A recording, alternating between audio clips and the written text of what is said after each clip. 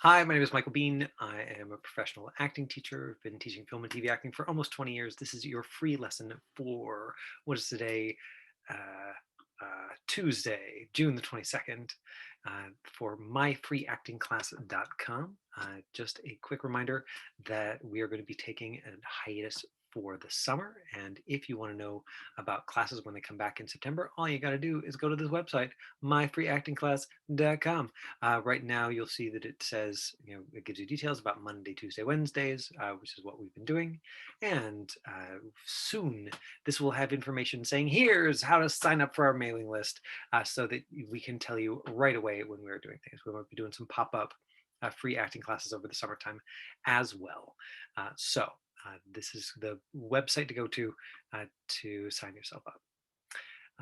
It's also where you find the video archive and the Confidence on Camera handbook, information about online acting classes, uh, and the pack with the practice scripts from this month, and then the email address to send them to. So we have a submission this week from a brand new submission, somebody who is clearly not a brand new actor, but is submitting for the first time, uh, doing exactly the script that we were talking about last Wednesday in class, the Desa script. And so I'm excited to show you all that. Tuesdays is where we talk self-tape review. So very quickly, this is the frame. It's what the camera sees. You want head to just below your armpits. That's medium close-up frame. Eye light is the imaginary light, is the light that reflects in your eyes. I'll turn mine off for a minute so you can see. See, not nearly as alive, not nearly as interesting. The lighting, very, very important in terms of making the audience feel like they can tell what you're feeling. So it's light reflected in the eyes. Eye line, the imaginary line between your eyes and what you're looking at. Right now I'm looking at Candy, who happens to be right underneath my camera. So it looks like I'm looking at all of you going, hey, people at home, I'm looking you in the eyeballs because I'm looking very close to my camera. And if I was doing a film and TV scene, I would just put her slightly off to one side here. So that I'm still looking at a person, but I'm not looking right into the lens. Instead, I'm looking just beside the lens as though I'm being observed, but you can still see absolutely everything. And what you'll see for one of the tapes that we've got today is that the eye line is just slightly too far off. It's about over here. So it's not bad. It just means that we're like losing a little bit of one eye sometimes. The face is not as open, and so yeah, right, that movement was only this far on my computer screen, but it does make a significant difference if I'm using this eye line that is very close to camera, this eye line that is too close to camera and will look like I'm looking directly at camera, or this eye line which is sort of in the corner of my laptop screen. It was probably too far off camera. So especially when you're talking about camera, what you want is something that's very, very close to camera. It doesn't have to be at the same, right? Like I could put a spot on the wall way, way behind my camera. As long as to me it looked like, boom, it was right there beside the camera. That would give us the eye line. Eye line, imagining a line between your eyes and what you're looking at. Eye light, light reflecting the eyes, frame, and you want a neutral backdrop, and then you want to be the loudest person, on the tape. So let's watch some self tapes. And maybe what we can do first is take a quick look at this. This is from the practice scripts that you saw on the website. This is from the 100. Desa stands frozen in horror. There's a whole bunch of notes here. Fear leaking into her eyes as she stares at a man caught in her bear trap. We went over this in detail last week. There's a bunch of these, the fear in her eyes. A storm rolls. She steals her resolve. A storm rolls over her eyes. It's a dramatic TV series, right? Drama, mystery, sci-fi is what IMDb gives us as their style. It's for the CW. And so let's take a look at our first tape. Oops. What I mean is, let's take a look at our first tape from Donegal. Now, Donegal led with a slate. She's the first person to do that, I think, or at least for quite some time. And Donegal, if you're watching this, one of the small immediate pieces of advice that I was is make sure that you cut after your slate, so that when we see, this is me just being me, and then it's a completely new clip when we see you being the character. You made this transition really well, like you took the time to make the transition for yourself, but I would say make it even clearer by making it a separate take. Also you want to, if it doesn't say specifically in the breakdown, to put it first, to put the slate first, to put the slate after, and often it will say these days with casting directors, they're being very, very specific about, do we want the slate before, do we want the slate after?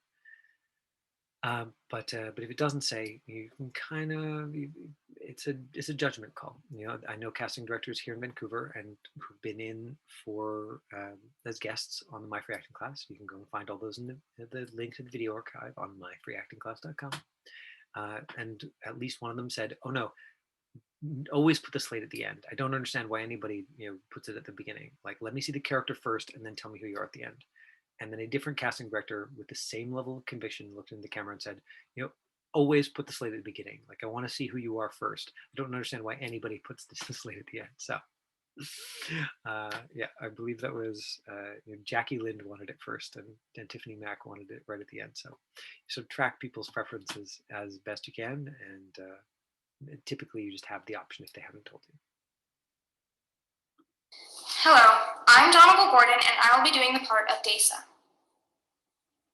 Something that I haven't done in class for a while, that I usually recommend for slate, is I'll get actors to look right at the camera and say, okay, and say, "Hi, I'm amazing, and I'm happy to meet you." Just like it's true, just a fact. "Hi, I'm amazing. I'm happy to meet you." And I'll say, "Good." Now slate like that. "Hey, I'm Michael Bean, and I'm 6'1", and I'm in Vancouver, BC." It's usually these days slates are mostly like your name, your height, what city you're in. Sometimes they'll ask for something else.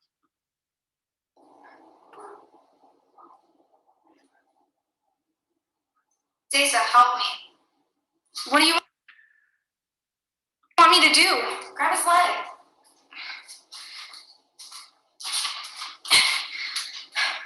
Right, so she's doing the dragging. She's giving herself some resistance. She's selling it. You can see that there's a nice neutral backdrop. She's in a medium close-up, just head to just below her armpits. To me, this looks like she's taking advantage of natural lighting. She certainly doesn't have like a ring light or anything, but you'll see if I can just get a shot. How many are out? Right, that we're seeing some eye light, just enough. It's an adjustment, Donegal, that you could make to this, to your setup if you wanted to tweak it a little bit. Currently the neutral backdrop is great. You are nice and evenly lit. There's no like harsh shadows on your face or on the backdrop, which is really nice. Just, I think, adjusting your eye line closer to camera, like I was demoing at the beginning. You see how partly her hair is covering her face here, and partly she just turned slightly off to the side. So I think if she was going to just cheat her reader, this much closer. Another thing that's happening here is the reader is taking very long pauses. You definitely want to be careful about that when you're doing a self-tape, because unless you have a strong reaction built in there, unless you're treating the long pauses as real and filling them up in character, then the risk is, and I think this happens several times with your scene, Donegal, is that your reader throws off your rhythm. And that might be because you have a reader who's an actor and they're like really concerned with like, oh, they want to feel it and they want to take their time. And great. I mean, if you've especially got another actor who you're playing with, I understand that often they're doing that because they love the experience of it. Hopefully your reader is somebody who you can ask, after they've done that take, to go, okay, great. Now, can you just take out the space between your lines and my lines, so that then you get to control the pauses instead of sort of letting the reader give you those big long pauses. That would be my advice if you've got that kind of relationship with the person who's reading with you. There, hard to say. Why don't we talk to them? They don't want to talk, Desa. They want to kill us. I need you to be strong. This is going to get bad. I need you to know you can handle it. This is our home. Your home. And they want to take it from us. Yes. When this is over, we won't have to run anymore. That's right. But for now, We fight. Yes. Something Donegal's doing really well here is she's using her eyes to help tell the story of the character's inner experience. And there was, we can go back and review it, but there was one moment in particular there, I think, where she was filling up one of those long pauses that her reader gave her. And if we're in this medium close-up, because we can see everything the eyes are doing, because there is that reflected light, there's a sense that the character is really experiencing something, is going through something.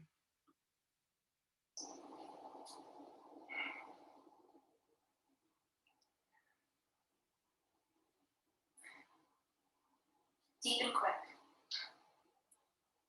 Like we do with the rabbits.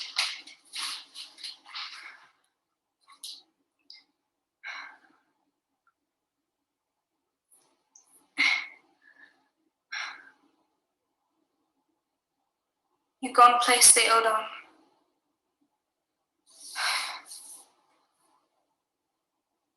This is my home.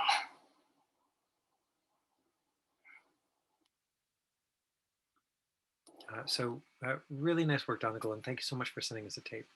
I hope that it's helpful or useful to you, me giving you some notes. So I will just throw a couple of other things at you, which is that for a good chunk of the time, oh, sorry about that, sort of half eye freeze frame there.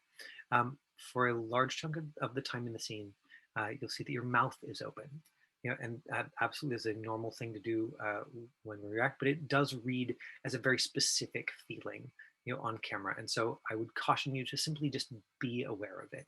You just see if you can notice whether or not your mouth is hanging open. Not that you would then you sort of get really mechanical or choose to use that selectively, but I think it's just happening unconsciously, as you are listening. And the quality of listening here is really solid, right? Like I said, you're using your eyes, to help us tell the story of your internal experience. I believe that you've made some clear choices about your internal experience and what's happening for you. You're giving the script this sort of gravity that helps tell the story. The way you delivered this grounder line, I definitely believed it. I was like, okay, this means something to this person. It has that sort of ritual feel that I think is written in the script is necessary as part of it. Now, just for comparison, I also have a student tape of this same scene, something that I assigned to somebody in one of my classes a number of weeks ago. I thought I might show you that so that you can see an example. One thing that I say to students, but I think that you really have to see it to really understand it, is that when the work is good, when folks are telling the story well and finding themselves in it, you end up with takes that are skilled, that are good, but are so different from each other, they're actually hard to compare. Like, it's hard to say, is this one better or is that one better, because each person is bringing themselves to it. And so the next tape I'm going to show you of Audrey, you'll see that Audrey is just aside, Audrey looks different, is a very different person. So while Donegal's came through with this almost like this kind of intensity and severity, of that, where it was like, oh, this has weight and is important. You'll see that Audrey's reads with a like, oh my God, what's even happening to me? The script doesn't give us enough information to know which one is like the right choice there. And so in that case, the right choice is the one that suits you as a person. And I would say that Donegal and Audrey both found that. In this one, at one point, you'll hear Audrey call for a line because we were working it in class. Obviously, you would not do that if you were sending in a taped audition. You wouldn't send that take.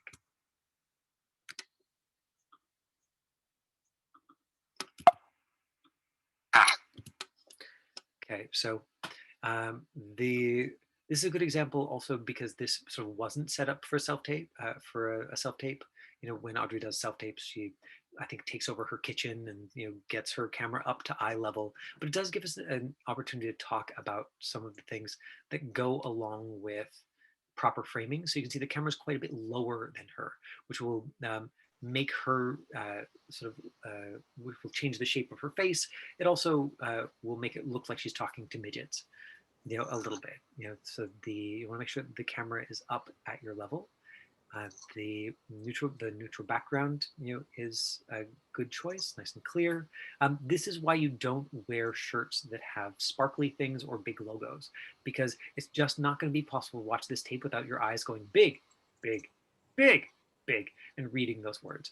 So don't wear something that has especially words, that somebody can read on it, because you want the focus to be entirely on your eyeballs. So help me. What do you want me to do? Grab his leg.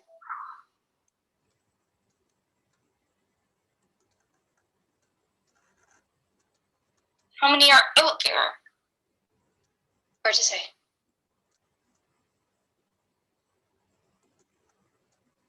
Why? Why don't we just talk to them?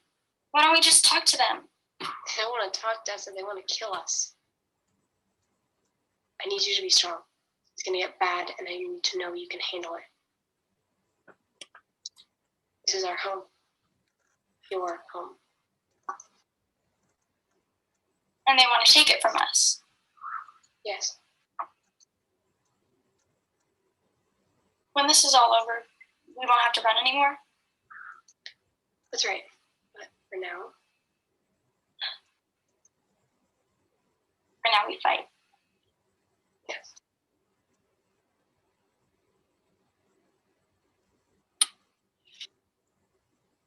Keep it quick. Just like how we do it with the rabbits. We go stay Playogon.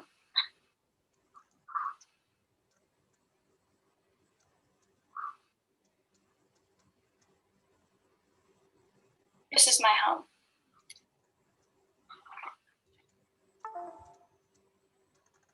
And so you can see that in the version that Audrey did, just the way that it played her, the way that it landed emotionally for her choices, she was horrified, by killing this person at the end. And Donegal, hi! You're gonna have to watch the video, but I watched yours and gave some notes. But happy to see your face. And in Donegal's take on the scene, there was, like I said, more of that like ferocity or resolve. And I think that that's reflective of the way that it just intuitively impacted them emotionally, and also the choices that they made about the scene. So I've got a few more minutes, and so let me pull up something that I wanted to show you, just so you don't have to take my word, for all of this stuff. Yeah, Candy, do you have a question? Yeah, I had a question about like those are really awesome, but you were talking about slating before, and I wondered, is it normal or would it be weird if you like kind of almost had like a pre-done slate? Like, because is slating, are you supposed to always say like the character you're reading, or is it just your name and like your height and do a full body like video scan thing? Or I've just seen different things in different ways, so I just wondered what, like, is it okay to pre-record and just use that same slate for like No. other things? No. Okay. No, Just you want to do your slate in the same wardrobe with the same lighting, as like, I mean, is it okay? Sure, right? Like, if it's a choice between using a pre-recorded slate and not having one, then I don't know, you use a pre-recorded slate and just risk that they're going to look at it and be like, wait, she was wearing a different outfit like a second ago. Okay. But in general, you want to do your slate to the specifications that they've asked for, and they will typically ask. They'll say, here's what we want with our slate: details. Gotcha. Sometimes they'll ask for the city, sometimes they won't ask for the city. Sometimes they'll ask for the character name. Most times they won't ask for the character name, because the character name will be, in the title of it. So it's important, I think, to I don't know this for a fact, but I wonder if casting uses slating as a filtering mechanism, for whether or not actors paid attention, right? Like, because they spell it out in detail, and I wonder if on some level they're like, oh great, here's somebody who can't even follow incredibly simple instructions, like already we're going to make an opinion based on the fact that like you couldn't follow the step-by-step that we gave you for your like 6-second intro. They will often say things like do a full, like walk out to a full body shot or do a full scan of your body. I honestly, for my own self-tapes, I've just been skipping that. I think that it's just not that big a deal. Like if you don't have a camera operator, I would say don't worry about it too much. Like if you want to, what you can do is you can set it up just so that you are seeing more of the full body shot. Start in here if they want this, right? With hey, this is my name. Looking right at the camera, and then just back up until you're there. I think that it's just so they can get a sense of what you look like. I don't actually think they need to see your ankles most times. That's my pure guess. Okay. If any producers or directors are watching this and you're like, no, it's actually really important we see people's ankles, please email me and let me know, because I am open to rethinking my opinion. Awesome. Thank you. Janice, yeah, please. Hi, well, I stumbled upon this. I was trying to get on like a while ago, and I'm in my 60s, and this is so important. This is so important to me. So through the grace of God, I said, Janice, you have to try. And for whatever reason, I said, go back to it. And because I couldn't get on before, and now I'm here. Oh, I'm so glad it worked for you. How can I begin to participate? And I just want to be able to just jump right in. Yeah. I want to know that I can do this at my age. Oh, definitely. I mean, the wonderful thing about being in your 60s is that attrition has started to work for you. Because by the time actors are 60, lots of them have just moved on to other things. They're like, you know what? I'm tired of being a broke artist. I'm gonna go and like just be a grandparent, or like go and do something else with my life. So there definitely is space for actors in their 60s in a way that it's just not as saturated, right? Like the more and the less saturated it is, the more opportunity there is, provided that you're willing to put in the time to get the skill. I want to do commercials. What I would recommend for starters is that you simply go to the website, which I'm sure you've already done, and you visit the video archive. That you go in here and you watch some of the past lessons. I said this at the very beginning of the lesson, right? So you can go here and see the most recent lessons of the YouTube channel, and then these have sort of been sorted and written up. The last time I did this was a month or two ago, but there's casting director workshops. In fact, if you wanted specifically to do commercials, all we would have to do is go here to the YouTube channel and type in the word commercials, and I had just recently, right? How do commercial auditions, personalizing commercials, casting directors' requirements for self-tapes, inside commercial casting. This one in particular, I would recommend reading, watching commercial casting. Okay, so how can I participate? Because I know commercials are acting. I want to participate with Candy, and I want to be a part of this group like yesterday. You've caught us just as we're about to take our break for the summer. So what you can do for the moment, is you can send us to info@myfreeactingclass.com, which you'll see that link on the website as well. You can send us your self-tapes, and as soon as I've got enough self-tapes, to do like a pop-up, summertime self-tape review, I will.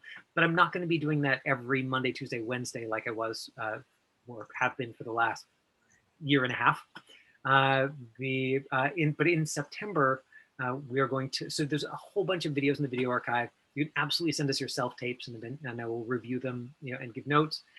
And for the moment, I'm going to be putting sign up for a newsletter on the myfreeactingclass.com site. So if you want to know when those pop-up self-tape review sessions are happening, and then if you want to be the first one to know, like, what are we doing for September? What does the plan look like? What are the days? What are the times? That's the place to find it. Candy said there is a Facebook group. I am very, very, very inconsistent about posting anything there. So as soon as I've got that newsletter set up, that is going to be your best bet. because that's going to give me like a single point of access. Yeah, Donegal, please.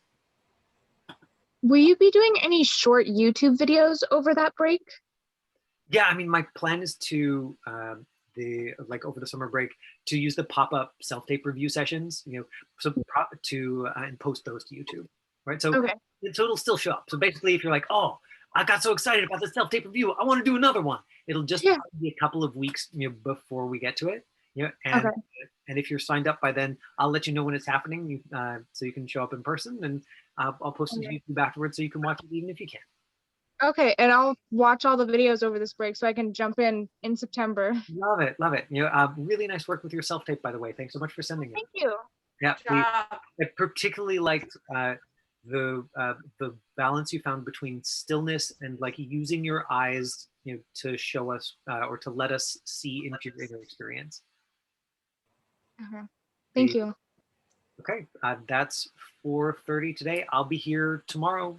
So Janice and Donegal, if you're all excited, please feel free to join us at 4 p.m. Pacific Standard Time tomorrow, and I will do my best to have that sign up on there by tomorrow. So because otherwise, if I'm not accountable, if I don't do it where I can like look you in the eyeballs and say, okay, now it's ready. Look, here it is. It'll be weeks. I'll get caught up in other stuff. I'm just too much of an artist where I'm like so present with what I'm feeling and doing. Oh, right, there were things I had to do.